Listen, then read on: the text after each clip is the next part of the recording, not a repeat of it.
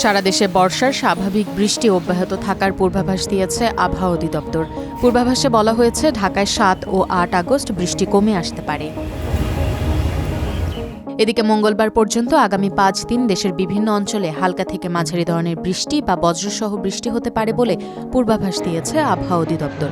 পূর্বাভাসে বলা হয়েছে দেশের কোথাও কোথাও মাঝারি ধরনের ভারী থেকে অতি ভারী বৃষ্টি হতে পারে। ৬ আগস্ট সন্ধ্যায় আবহাওয়া অধিদপ্তরের নিয়মিত বুলেটিনে বলা হয়েছে মৌসুমি বায়ু বাংলাদেশের ওপর সক্রিয় রয়েছে।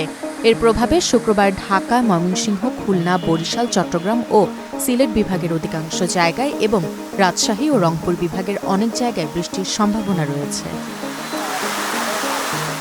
শনিবার থেকে সোমবার পর্যন্ত রংপুর, রাজশাহী, ময়মনসিংহ ও সিলেট বিভাগের অধিকাংশ জায়গায় এবং ঢাকা, খুলনা, বরিশাল ও চট্টগ্রাম বিভাগের অনেক জায়গায় বৃষ্টি বা বজ্রসহ বৃষ্টি হতে পারে। এ সময়ও দেশের কোথাও কোথাও ভারী থেকে অতি ভারী বৃষ্টি হতে পারে বলে জানিয়েছে আবহাওয়া অধিদপ্তর। ঢাকায় শুক্র ও শনিবার বৃষ্টিপাতের মাত্রা গত ২ দিনের তুলনায় কমে আসতে পারে, কিন্তু দক্ষিণাঞ্চলে ভারী বর্ষণ হবে। রোববার থেকে দেশের উত্তরাঞ্চলে বৃষ্টি বাড়বে।